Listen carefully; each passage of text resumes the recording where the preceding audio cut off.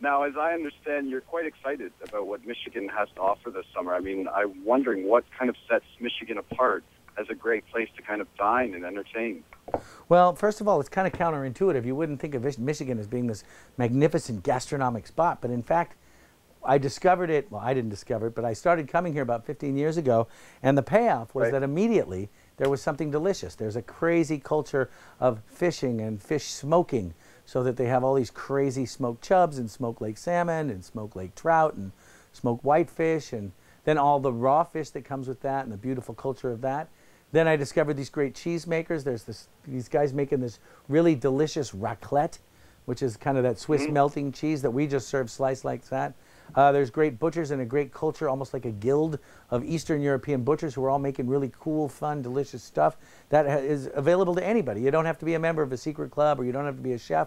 You can just come out here, meet the people that make it, and really get involved. And it's kind of a cool thing that I wouldn't have expected, and now it's kind of like the centerpiece of my entire summer vacation.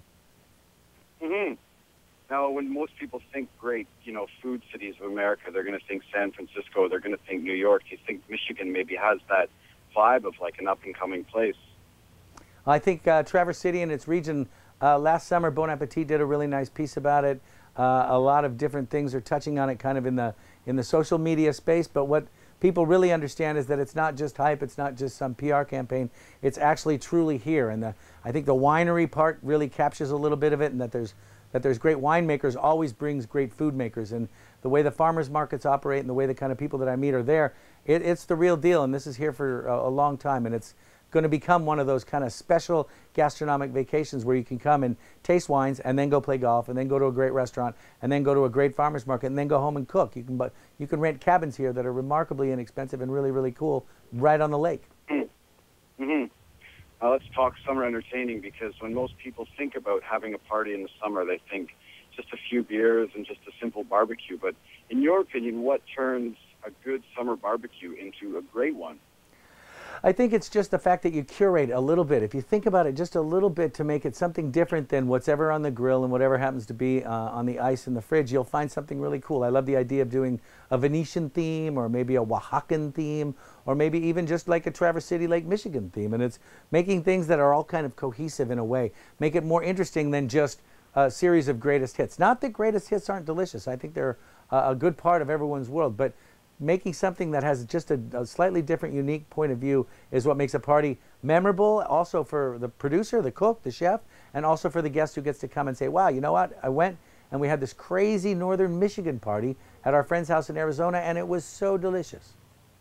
Now, you said that you won't open a restaurant in Michigan as it would become less of an escape. So do you think this is going to be one of the better places in America to truly escape? Exactly, and I will hold to that. I will not be opening a restaurant here, because then if I come on vacation, I'll actually go to work. And my mind generally goes toward work, so I'd go there, even if I promised everyone I wouldn't. I simply wouldn't be able to hold true to it. So I'm going to have to trust the rest of the restaurateurs up here, and they're doing a damn good job, so I'm happy. Good. Now, what about for those of us that, are maybe stuck, I suppose, in a big city for the entire summer? How do you relax when you're kind of in a big city for the whole summer? Well, I think you find delicious food that makes it seem less taxing. Like if you decided to do a Spanish party and you had a really nice, cool gazpacho station for your friends to come by, and you were drinking sangria, and then you made a tortilla española, and maybe you served it cool as opposed to hot, suddenly that whole experience becomes transporting, and you're no longer just sitting in a hot apartment. You're actually somewhere in some strange corner of your brain in a Spanish province dancing flamenco. Not a bad place to be. No, not at all. Listen, Mario, I really want to thank you for your time, but I would be remiss whenever I interview anybody. I'm usually interviewing, people from all over the world. I have one question for them, and I'm very curious in your answer. You've been around the world. You've eaten a lot. You've drank a lot. I'm curious if you had a hangover cure you'd like to share.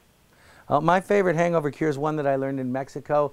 It's to get the freshest fish raw, cut it into tiny cubes, toss it with lime juice, a little bit of tomatillos, some avocado, and a whole handful of really spicy chopped serrano chilies. Touch of cilantro over that, throw that back, chew it, get a nice bite going on, then a whole beer, and you'll be cured.